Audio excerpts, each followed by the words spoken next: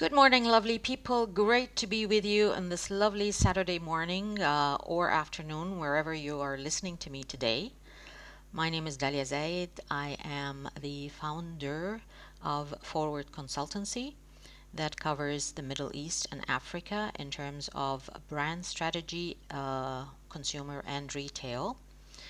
What I do basically is build and grow brands. So today is a fun topic because it's for those who follow me, my core is really the strategy part. But then we are talking brand. And brand is not only consumer or customer, it is also corporate brand, employer brand, personal brand. They're all connected. And if you've been reading around organizational development, you would know that they all should be summing to one persona, one image, one value. And every person who is in an organization needs to speak that language and give that image out to the outside world. Yeah. So in simple words, it is indeed the same thinking process of building any brand. I know some of you would be surprised if they're not coming from the brand world, but to be honest, it is. It is that equity that you want to build. It is this unique selling point that you always want people to think of you. But today, and you can, read and follow tons and tons of content on personal branding. But today, I want to have this chat with you on a personal level because this is what I do in these sessions every Saturday. Thoughts around personal branding. What really triggered me is a lot of misunderstanding in several markets, several posts I've seen. There's a lot of buzz, but that buzz to me, I would say the bulk of it, 80% is really jargon. Probably a lot of these people have not read a decent book around personal branding. Um, Something that not too many people know, but I'm passionate about HR. If I hadn't been a marketer, I would have been into HR because I love people. I love working with people. And, customers are people. So, you know what I mean. I loved coaching my teams over the years, and up till now, I do so in many of the groups. In fact, the first time I spoke on personal branding publicly, which is something I don't really do a lot, but I found one of the events, I think it was Career 180 back in 2018. They've asked me to do this session on personal branding because it was up and coming, and they feel that the guys that just, graduated or they have like 0 to 5 years of experience, they would like to understand a little bit more about how they project themselves. And they heard that term personal branding, and I thought, like, we want to understand more. And it was probably a very interesting session to be on public stage speaking to young people. I think they were like 2,000 plus or something about that. When I approached it, I tried to give them a background why personal branding is happening now, how it evolved, and this what I will share with you a bit today, because it will give you context. How is that evolving, and where do you fall? Whichever place you are. Are you an employee? Which sector? Are you in HR? Are you a CEO or an owner of a business? What kind of a business? Are you a consultant, freelancer? What age are you? Which stage of your career? There's a talk I did for Women's Day, I think, like, I don't know, 3 4 years. I've been lazy in doing public speaking for a lot of reasons, which I'll put aside for now. But I spoke about career development on a personal level and how I grew personally. And you start with a job, so a sort of, something that pays the bill. And then you move into a career mid-level whereby you had understood your role in the world and how is that is going to help you.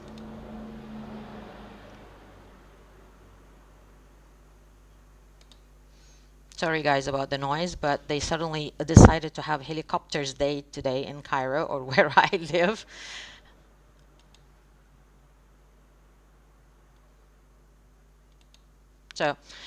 So we spoke about job, a 9 to 5 paying job, and then a career at mid-level. You have a better clarity of your capabilities.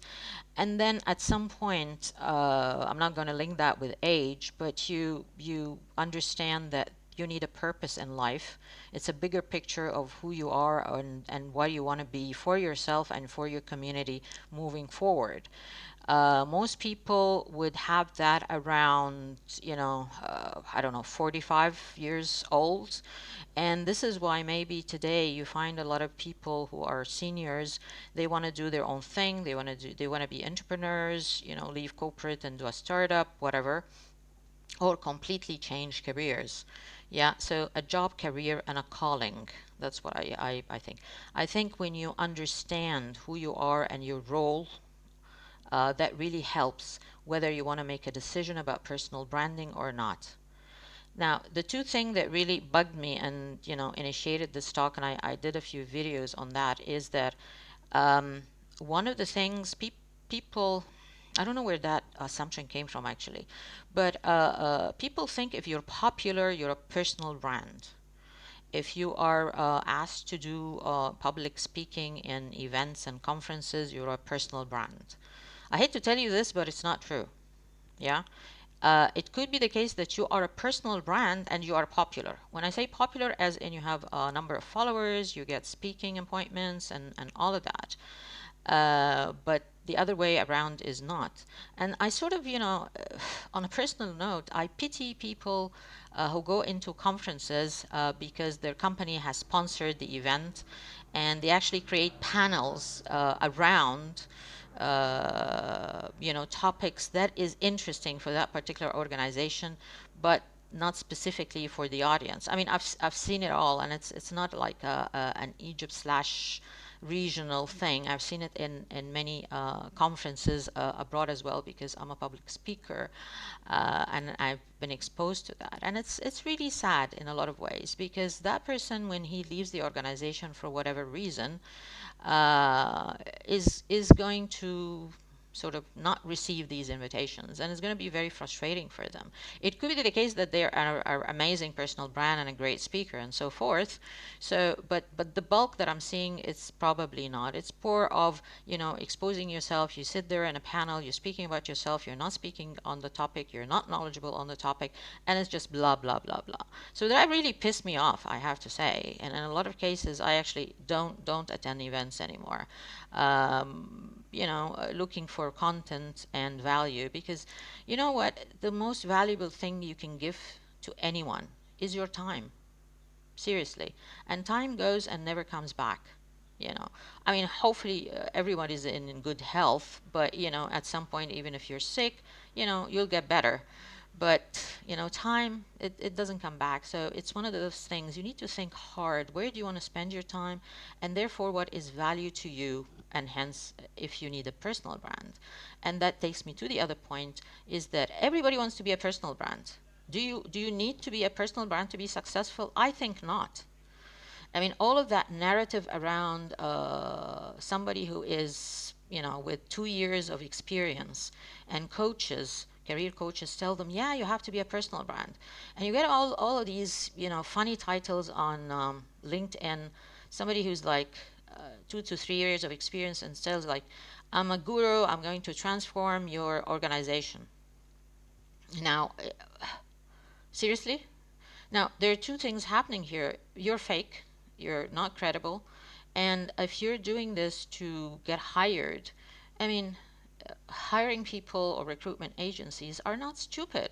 Yeah, they probably have like, 4 times your experience. So for those, please, please, all of these coaches and people who are putting posts on personal branding, please go back and read a book about personal branding, because it really is sad because you're confusing them and diluting them. I want to step back, as I told you, and share with you where the hell did this all come from. It really started with public personas in politics. So, PR by the book. So if you look, let me tell you something. If you're, online now, if you can Google pictures for Putin, personal pictures for Putin, not formal, and there's a lot online, you will find that his it's a sort of a macho image. He's in the woods with a gun hunting. He is on a horse. Yeah. Go to the Twitter account of former President Obama. You will find that he has a description of himself as dad, husband, president, citizen. And if you're into eye for details, you'll find that dad and president is capital letter. Now, I don't know how far you read in neuroscience, but we do know how the brain reacts to stimulus. So subconsciously, without mentioning anything, you will have a different impression from that photo from Putin versus a description from Barack Obama. Now, regardless whether you agree with them, you don't agree with them, but this is all planned. This is big PR people behind these guys, and this is where it started, linking the person to what they do. Now, moving on, and this has been happening like forever, yeah. Whether in sort of the typical press release type of thing in PR, or now all of the social media, but that linkage and dedicated, focused, intended message is there. Now, fast forward to the business world that we're in, and I would say 20 years, probably when Apple launched, that was really a game changer, because you cannot say Apple without subconsciously having Steve Jobs in the back of your mind. Yeah, if you see a picture of Bill Gates, you don't have to put the logo of Microsoft. You already know that. Same thing goes to when I say Facebook or Meta, who comes to mind? So that linkage again of a CEO or a head of organization with what they do is there, the logo and the picture of the person. That even further developed in the last 10 years, because all of these multinationals were getting a lot of problems with their economy. But what do? They hired, sort of ace kind of CEOs, if there is a such a thing. And what they do is transform the organization. So it is a person that comes in, and most people would be calling them the game changers. 2 to 3 years, and they're there to run the numbers, change the strategy, and so forth. In fact, they are those that also put in the new norms of the industry. I recall a few years back when all of this e-commerce and omni-channel was happening, and people were thinking, oh, retail is dead, or not. And some organizations that have been lagging behind in developing their e-commerce platforms, that was even before COVID. Adidas, for one, I recall I saw an interview for him on Bloomberg. He was saying that 80% today of Adidas comes in from online sales, because they've changed their perspective on it, and he put in a lot of do's and don'ts for that, and he is changing how the industry is looking at that. L'Oreal is the same, by the way. They've done a lot of great work on that, and that's why when COVID hit, they managed to grow almost 50%, and that was the contribution of e-commerce. Coca-Cola's CEO, who joined, I think, 2017, James Quincy, he came in and said, we are not a soda company. Yes, Coca-Cola is amazing, but we are more than that. We need to be a beverage company. So they bought the brand The Monster, or partly of it, which is an energy drink. They bought vitamin water, which is fortified, healthy water brand, very famous in Europe. I mean, of course, they have muscles that they just buy and integrate in their business, and this is the portfolio they want to share. They even bought Costa Coffee, so they want a leg in retail as well and grow. So this is the kind of thinking that they establish and change, and hence that person, becomes synonymous, okay, with the company. Today, when I'm telling you these examples, I'm saying Coke and James. I mean, in the old days, you would never really think, what is the name of the CEO? Yeah, it's something very modern. And you know, what works for you works against you. I mean, remember that scandal with Nissan, the CEO, actually, funny enough, I don't remember his name now. But anyway, one of the things that interesting researches that tell you 45% of people believe that the CEO's reputation is part of the company's reputation. And with that growing on and on, it was important for companies to look into who the CEO, not only you know, his business skills, but his image, or actually build that image.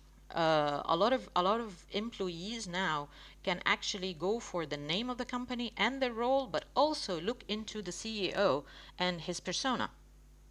Now, the way I see it, and it's developing in different markets, it has been a bit abused from CEOs, because literally they are using the company's resources to partly build the company image, of course, but partly to build their own personal image. Yeah. They have companies, you know, agencies behind them that they run their image. But the question would be, are you the voice of the organization, or are you the voice of yourself? And where's the thin line? There is not a straight answer to that, but it's something that is a big watch out for companies who care about their image. How much is part of it is an abuse, and how much is really genuinely believing in the company's values, and therefore reflective of the people that you hire, your succession planning, and all of that. So that's a bit of, you know, I would say, background on how that evolved moving forward. Now, to you as an individual, um, I personally, I mean, I meet a lot of people, and if I'm introducing myself, I have just one statement to I mean, for the first time, it's like, I'm Dahlia Zayed. So what do I do? I build and grow brands. Full stop. Yeah. And it took me a long time, by the way. I mean, as long as, like, I would say around 7 years, to change and anchor myself in the word of brand strategy. So my focus for my work, okay, not only that I'm passionate about building brands, I want people out there of different nationalities, sectors, regions, countries, to know my name that is linked to brand and retail strategy. Yeah. Versus everything everyone else knew about me for the last 20 years of, you know, different career adventures. So how did that come about? It's a journey. Now, for started, as I told you, do you need to be a personal brand to be successful? I don't think so. Do you need to start early on? No, I think the right age is middle management. So you could be around, you know, 35. And there is an objective, because building a brand in general is very hard. Yeah, you need to understand that. And it's a commitment. Now, why do I say you don't need that to be successful? Because I think people, you know, are confused about two things. You know, you could be a very good employee, you're doing your job, you know, you're on the right track for promotions, but you don't present yourself well. So you have a presentation skills problem, public speaking problems, not personal brand problems. See what I mean? So I'm doing a project. I delivered it, but nobody knows anything about it except your boss. No, you can have an opportunity to, you know, speak to your boss and say, like, this is a pillar of growth that we spoke in the strategy about so many times. I would love to have like a 10-minute, you know, segment in the next leadership meeting to, you know, present it.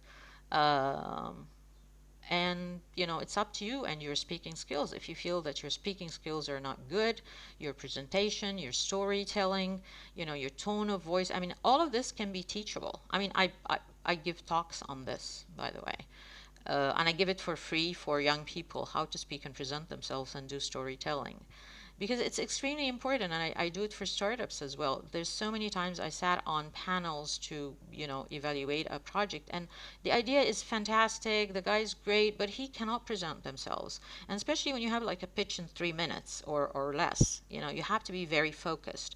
And focus is good. Yeah. So you have an opportunity with your speaking skills to present yourself in the company. I mean, things are normal. There's no bias. I mean, your performance indicators are good and assessment. There's absolutely no reason why you just go through the, career ladder. Yeah. Not to invest in personal branding per se. Now, uh, one of the question I would say, and I would ask that as well. So, what is the difference between building a personal brand and your CV? Because at the end of the day, your CV has all of this amazing stuff that you have, and you can do like the perfect CV. Now, the CV is really wide because it has everything that you have done, which is great. I mean, it's the first introduction for you between yourself and your potential employer, but not necessarily it has the focus of your passion. Now, if you want to reach that, passion or the image that you want to project to the world, you need to do some, soul searching. Maybe it's a big word. Let's do like just a simple exercise. I like it simple, by the way. I don't like, you know, big words and stuff. I can give you a lot of jargon, but I don't do that. I mean, I always think that simple is difficult. You get a lot of, complex concepts, brain concepts, absolute concepts, and then you put them in simple words and people get it. And when they get it, then I achieved my role in this conversation. So a bit of soul searching, a bit of, self awareness will help, and a bit of maturity. And that's why I'm thinking like mid level. You can't do this when you're young because you actually don't know.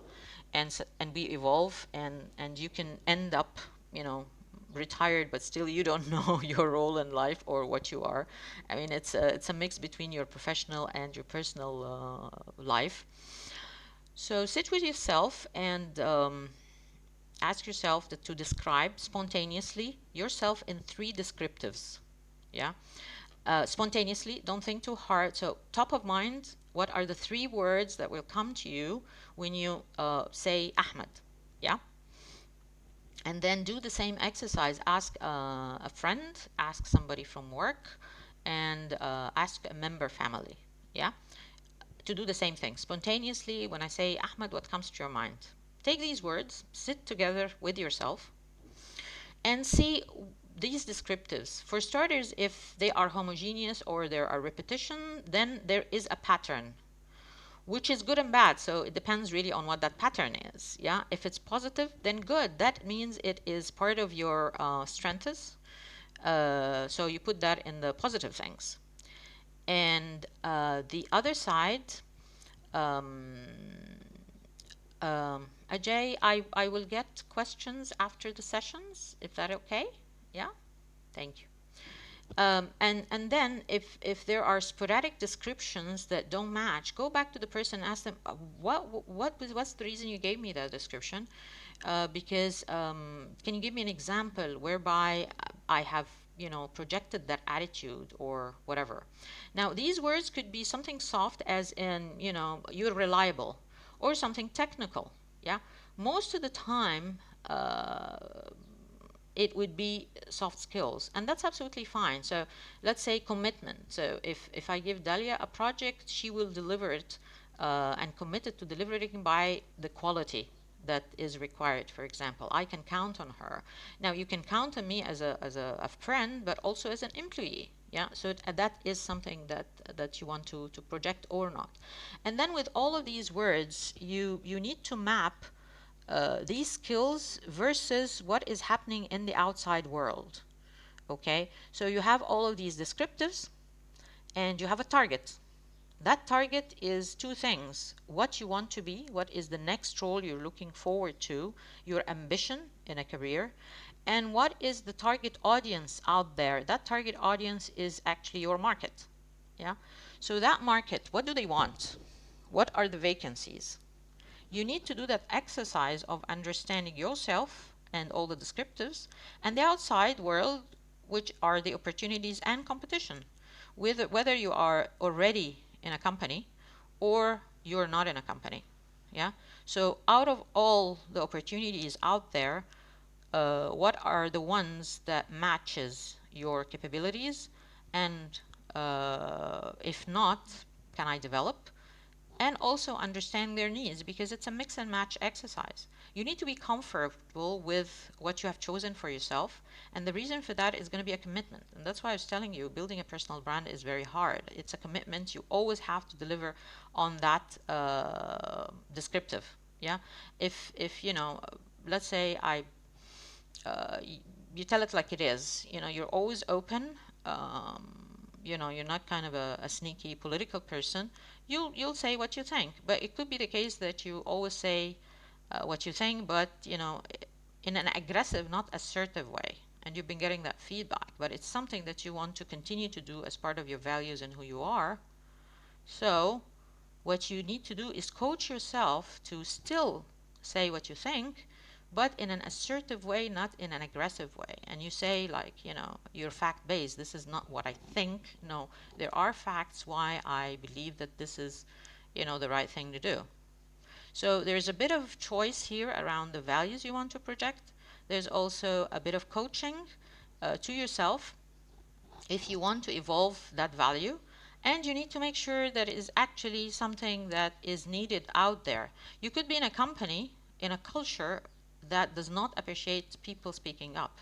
This is not the company for you if you want to, you know, to continue on with these values. So it's all about choices. I mean, I cannot give you the right answer.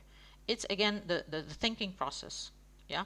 And we do the same thing, by the way, with consumer brands. That's why I was telling you it's so similar. We analyze the internals of the organization and the capabilities and talent and, you know, ambition, and we analyze the external world, and it evolves, and it's an iterative process between the inside and the outside. I mean, it sounds simple, but it is what it is. You just need to be very clear who you are and what you want to be. Yeah, it's your choice. Nobody's going to, you know, do it for you, and you cannot imitate other people because you are unique. Every and each person of us is unique. Yeah. Now, once you have picked these choices, and once you have, you know, identified your target, and you know what you can offer is relevant to the outside world, then you need to activate it, which means communicate. Now, I gotta tell you something. It's very important when you communicate, particularly now that with all of this social media, because there's a recent survey around, you know, employers, and they said like half of them actually check your profile online. Um, there was a few incidents that happened that I heard about personally, that had terminated a career of a person just because of this lack of sensitivity when they are putting stuff online.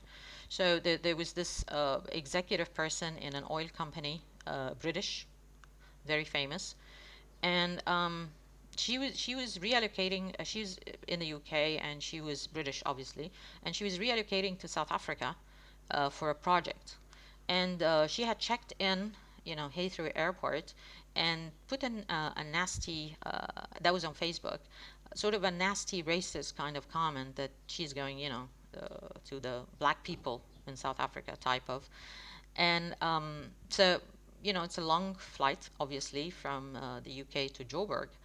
And by the time she arrived at Joburg, she put on her mobile phone, looked at the emails, and she found a notification from HR that she was fired. And this is a true story. So even though she was using Facebook, but on her personal account, the profile says that she's, you know, the ex person, and she is working for that company.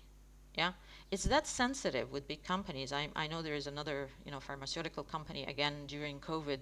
The CEO had, you know, used her account to criticize doctors in Egypt and how they handled COVID, and she was fired. Again, the argument was, listen, this is my private Twitter. Why are you firing me for that?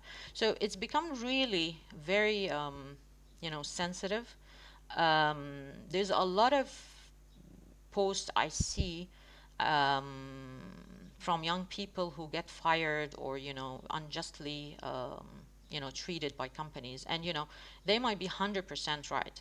But when you take social platforms, particularly professional ones like LinkedIn, and, just vent your anger, that does not look good for two reasons. One, um, potential, employers for you, they're going to worry, even though you could be, justified, and, you were a victim kind of, and you're an amazing talent, but, organizations don't really want to go into trouble. So there are tons and tons of you around talent. So why would they bother? Yeah, of somebody who's just going to take social media and rant, rant, rant. This is different than, you get a product that it's not working, and, you're, complaining about it. This is different. Yeah. So in essence, you need to be very careful about your visual, about whatever is coming out of your mouth. Pictures, for example, I mean, some of the pictures on LinkedIn are so funny. Like, you're putting them on a dating app or something, those selfies in the bathroom. They're really so funny. So anyway, there's a lot of bits and pieces that once you activate, and what do you want to do, and you target as a personal brand, but keep it authentic. I mean, there's a whole lot of stuff I can tell you on that, but I wanna keep time for Q&As. But seriously, the big bulk of it is credibility, consistency in your behavior, authenticity. People want to talk to you, you are authentic. Whatever the message or values you want to project, that's absolutely fine. It's your choice. But are you real about it? Every time, somebody talks about you, they talk in the same way, they refer to you in the same way. Now, somebody had asked me before, like, how would you know if you are a personal brand? I would say, if your name gets mentioned in any forum or whatever, and people more or less, describe you in the same way, like, I would say like 80% of them more or less describe you in the same way, yeah, you're on the right track. You're getting recommended in the same way. Um, but I'm saying 80% because you always have the haters and the jealousy people and whatever. But also, some people can interact with you in a certain context one time, and they get an impression, because yeah, it's all about impressions. You can make a good impression, but then again, you're not delivering, and vice versa. And I'm sure you have interacted with people that you thought they were X, and they turned it out to be Y. Yeah, and over the years, by the way, you evolve as a person. We all do, and we have lessons in life in that respect. And therefore, your perception of things might be, you can be really turned off from a person, but when you understand the background, why he or she was saying that, because there was a context, as in the business context, and a background that they didn't mention because it's none of your business at that time, or you were not on that mature level of a relationship that they can share with you. But later on, maybe you engage in another project, and that thing comes up, and you say, like, that happened, blah blah blah, and you understand more, and therefore your perception changes. But the thing is, over time, if you're a personal brand, your behavior should be the same. And this is why I was telling you that building a personal brand is very hard. Personal brand is extremely, extremely important for people like myself as a consultant, or maybe as a trainer, suppliers, agencies, and so forth, because at the end of the day, you need business, and all you can sell apart from your tools is your equity. Yeah, and word of mouth is huge in that type of jobs. For careers, of course, as I said, like, if you want a promotion, you want to get there, there is a lot of work to be done on a personal branding level. So, and we can speak a lot of, details, processes, examples, and so forth. But I would definitely need you to think long and hard before you go through that exercise. And if you actually need to be a personal brand, read a lot about, read like serious books around personal brand, and good examples. If you're a CEO or you're a startup, it's very important for you as a CEO, because you're the image of the company, and think, between yourself, am I doing this to, be popular and get the next job? I know some CEOs want to be ministers, for example. So, and they're big in multinationals, and you have all these flashy events and so forth. And you just need to walk the talk, because if you move to another organization, will you be, saying the same things, or the values of the new organization, or how it works? Which as which brings me, I mean, to just finalize all of this talk today, is that I'm now thinking how it's all interlinked and interlocking from a brand perspective. The corporate branding, the personal branding of the CEO, the employer branding, and what you do as an organization as building a brand for consumers, your products and services, and also partners and external suppliers and so forth. So it's all in one pot. It's all needs to be homogeneous, and that's why strategy from the head start needs to be there. Um, I'll wrap it up here. I do have on my YouTube channel, FWD Consultancy, some session on personal branding, if I recall, from a few years back, extracts bits and pieces. So if you want to check that, also in some of the forums that I've been a public speaker on it. But as I told you, I mean, I do some coaching for CEOs. I don't announce that, because usually a personal request from that CEO to myself to coach them and build their personal brand. But I don't do that mainstream. It's just by request, if they do want that. And apart from this, there's a few forums on Facebook that I coach on, and mentor, free of charge, of course. There's the Y Career Facebook page. I'm one of the mentors there. So there's a lot of channels, if you're interested to ask questions and so forth. So I'll stop it here, and if you want to comment, ask a question, raise your hand, and I would love to hear from you.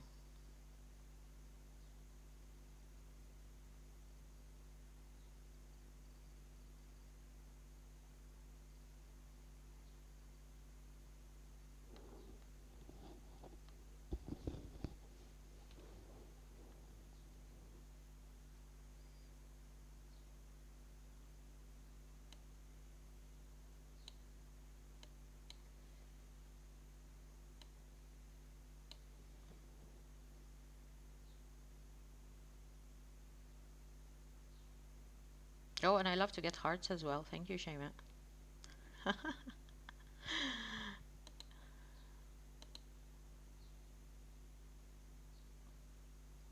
Go ahead. Unmute yourself.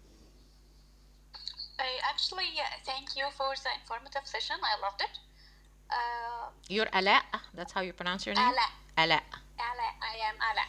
Yeah. It's good that you have a picture, because it's not Ala, it's Ala. All right. Yeah, I am a female, not a male. And Yeah. then okay. Actually, is employer branding and personal branding are part of the growth strategy for a company? Yeah, absolutely. Or Absolutely. I'll tell you, I mean, one of the things that I always show in this presentation is that employers have a problem, by the way, in finding good talent. It's on both sides. If you look at the both sides of the coin, and they need to do succession planning. And one of the issues they've had is that generation changes in the way they look at careers. So younger, which I'm talking about, mid-20s, they have other things in their mind. I'm not saying that they have a sort of, fun sort of mindset, no, but they were more into work balance, mental stability. There are values that are getting into the career now that myself, I mean, growing up, I would never, it's never heard of this type of, if your boss is like, tough or whatever, and it gives you mental stress, you can actually, speak up about it. No, that was unheard of in my days. But now it is, and there are, rules coming around it. The flexibility of, working from home or being flexible and so forth. So there's a lot of new values, and, organizations, because they know the importance of talent, if they don't change, even in the compensations and so forth. I think I've seen many posts and lovely companies that are really trying to engage. I don't remember the name of the. I think it was L'Oreal in Australia. They had put in one of their ladies they that work in finance, and she's very good with yoga and whatever, and they put a photo of her, playing yoga, and and they're popularizing the idea is that we can do yoga classes in the company to relax and and to chill and whatever, that mixing between the personal and the business, because they understood that the new talent that is coming in, this is the psyche and this is how to, because research says that the average employment now is about 2 years and a half. So if you're thinking that I'm going to invest, and it's a huge investment to hire a person, yeah. So if I'm going to invest that money and time to recruit a person, and they're going to stay with me for 2 to 3 years, that is a disaster for any company. Yeah, that's true. Thank you for the clarifications and the information that you have provided. Thank you, Ella. Have a good day. You too.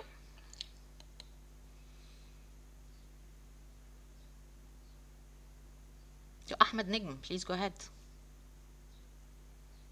Hi, Dahlia. How are you doing? Thank you so much for the very informative session. I like it a lot. There is some sort of a controversial issue between personal branding, and especially for those people who are taking marketing role or marcom or communication, where they're supposed to be the spokesperson of the company. They are pitching about the company values and the company product features, and it's positively bringing them some sort of recognition in the market. Mm-hmm. But unfortunately, you'll find some sort of internal, let's say, grudge from non-marketing functions within the organization, which is creating friction and pushback about the message delivered, thinking that the marketing people or the spokesperson are taking advantage of being the spokesperson to market for themselves, Mm-hmm. instead of marketing for products. Mm-hmm. Have you ever encountered such cases, and what is the best practice to sort this out? I'm not sure there's a best practice. I think it comes down to the nature of the function. Let's be honest.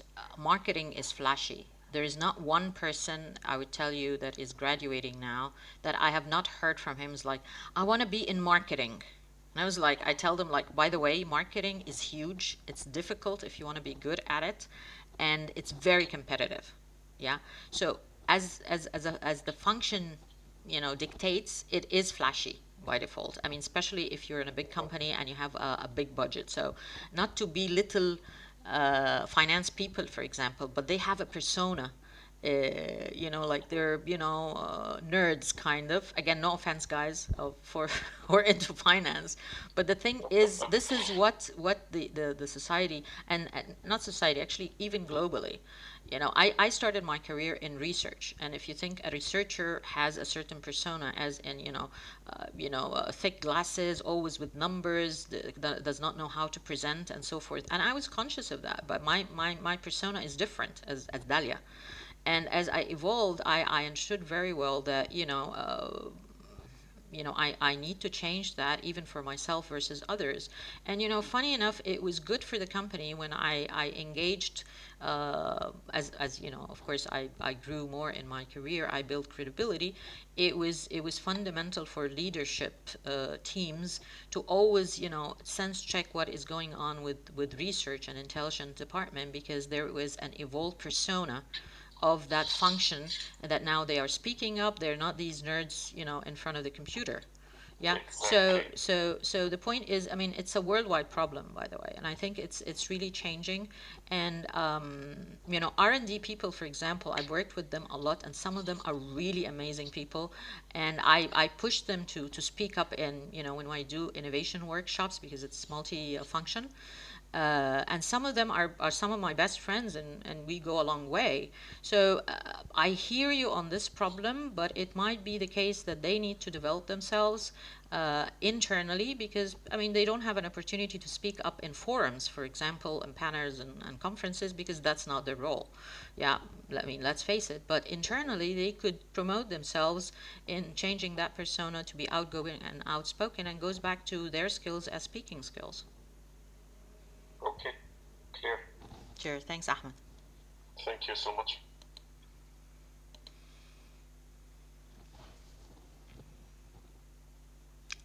Ahmed Yahya, please go ahead. Thank you so much for this great session. So I'm currently trying to build a new import export company along with a couple of friends, and we need like from zero to hero guide to help us with the personal branding of ourselves and the company as well. Oh, oh, okay. So this is like you're requesting help, or you want to ask something specific about how to do it. I'm not clear. No, we want to know how to do it, or if there is any like guide we can read to help us with building the identity of the company and so forth. Okay. I think that needs a longer answer. So allow me to take that with you offline, if you don't mind. So okay, great. طب I أحمد will send you a message. طيب أحمد, since we're talking about this now, it's the first time we talk, but I realized that in your profile you've written Muslim. Why did you put Muslim there in your LinkedIn profile? This is like a religional, a region. I'm sorry. It's something I believe that my first job in this world is to promote Islam and so on, and that's why I put it there. Is this part of the business that you do, that you're coming up to launch, that you're promoting No. Islam? It's not part Oh, of. it's a It's not part personal. of the business. I Ah, know uh-huh. it's not part of the business, but it's a personal belief that my job in this earth is number one is to promote Islam and to promote love and what Islam is talking about, and then I will do business. Okay, sure. Thanks for the clarification. And let's connect later, yeah? Okay, sure. Thank you. You're welcome. Yasmin, go ahead.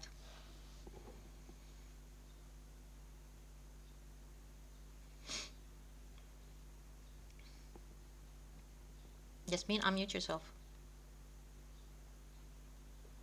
Yeah, Dahlia, how are you doing? I'm good. I'm good. For those people in the live, Dahlia is a very, very dear friend of mine, and thank you so much for this session. Once I've seen the notification, I couldn't resist. And sorry for my voice, I'm very sick today. But not a question. I have a comment, and I want you to maybe reflect on it. Mm-hmm. So in the middle of your talk, you said you can see only specific people building personal brands, and from your perspective, starting from the age of maybe mid-30s, and this is because they need to understand themselves well.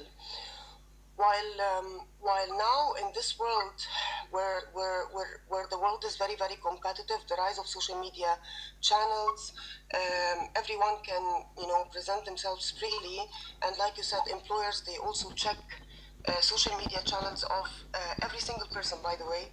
And I'm coming from an HR background, and I've always been a recruiter, and I'm telling everyone here, yes, we do that.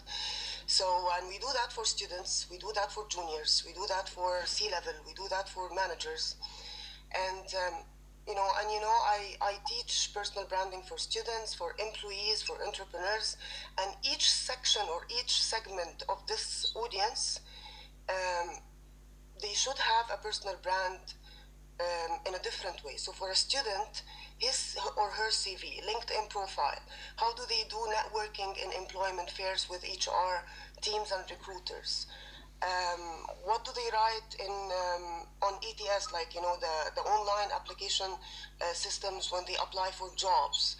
All this falls under a personal brand for them, and it's a very specific, a very limited edition of a personal brand, I would say. But they still need to have one because, again, there is a lot of noise online. There is a lot of noise in the career fairs right now, and they should be able to present themselves. So it's not only about presentation skills and public speaking for them.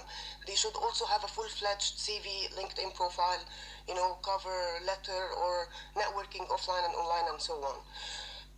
for employees. So employees now, like multinational companies, big companies who are, who hired big teams of employer branding, they also build advocacy based on their employees' personal brands. And that's why we teach inside the organizations, employees themselves, how to have personal brands. But not this only, they should also be able to network with the right people internally so that they can get the next promotion, so that they can, be on the high pose list and so on. So based on this, and I'm so sorry I can't even express more because I cannot talk because I'm sick. But out of those comments, what do you think? Well, thanks for sharing, Jesse. And sorry that you're not feeling well. Um, Okay, I think we are, broadly aligned. We might just need to refine the wording and the labeling. Maybe because I come from a brand world, so to me, any Yeah, any any word or any statement that has the word brand slash branding in it, I get an sort of an internal alert, what these guys are saying. But when you yeah, mention for juniors, for example, to me, this is more of an extension of a cleaned up CV. So in the old days before social media, they would tell you, like, you get advice on, do you write a two-pager? What do you write at the beginning? Your cold careers, or you just dump in your education or whatever, that kind of dialogue. But now with all of the social media, so if you're advising, what your picture should look like, the type of exactly. network and stuff like that, to me that's more of an extension of cleaning up your CV, but it's not personal branding. You're not really making choices around your values. And this is why I'm saying that this comes at a later stage where you're more mature in terms of understanding yourself, understanding your careers. Because, and I'm sure you get this all the time for younger people, they say like, I'm very passionate about finance, but it's a bit boring. Should I go to a Yeah, startup, or you an established company? You don't know yourself, yeah. And you have a perception, and this yeah, this I find very often, by the way, young people have a perception about a certain career, like Ahmed was talking about marketing, that it's flashy and jazzy and whatever. But once they get a job there, and marketing is huge, it could be the case that I wanted to be that jazzy advertising manager, that have a picture with Amr Diab or whatever, but that they end up doing activations in store, which is very hectic, for example, but it is about shopper marketing. See what I mean? So they have perceptions that is not necessarily true, and you end up in a different career. So they're not yeah. mature That's enough why to in make that personal branding. yeah. Sorry. Yeah, I see that every day in career coaching as well. What you're saying, Yeah. definitely, 100%. They don't know yet what they need to do. But however, it's really bigger than their CV, because the world now, for a student to get a job.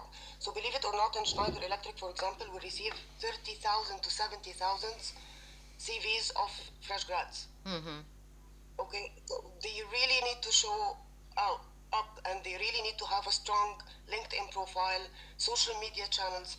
I love the part that you said we really need to educate everyone how to be very sensitive on their social media, especially if they want to work as employees in companies, because companies do check the social media channels. So this is part of the personal branding teaching that we educate students on.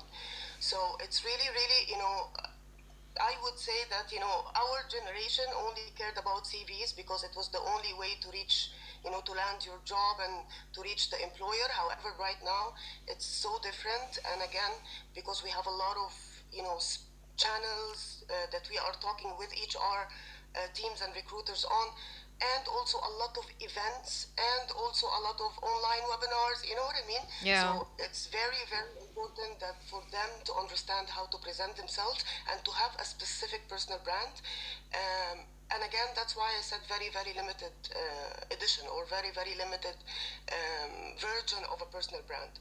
And by the way, part of the personal branding teachings is that, and I love also that you went this on this direction for mid-level to senior people and C-level.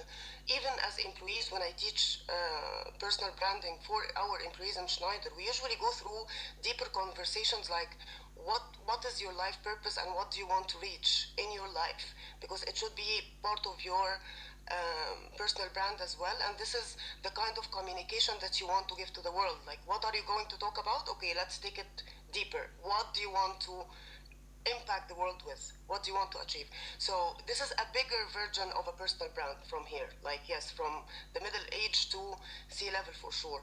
But I just wanted to comment on the early age part, because and I think it's a matter of naming, as you said. Like, you're very conscious when you hear a brand word. But it is what it is right now, because again there is a lot of noise out there, and for them to land jobs or to even have a small business or to even have the right networking, they should really, really have this limited edition of a personal brand. So that's why I just wanted to comment on that. And by the way, I asked a very critical question, that all the branding, not only marketeers, and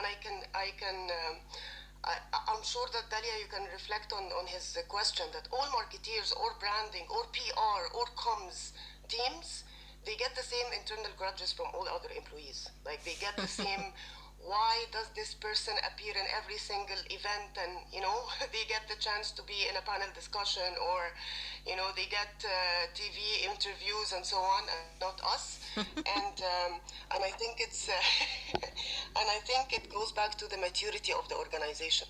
Like, if the organization is mature, and the from up to the CEOs, they are convinced, because sometimes the CEOs themselves are the people who are having grudges, by the way.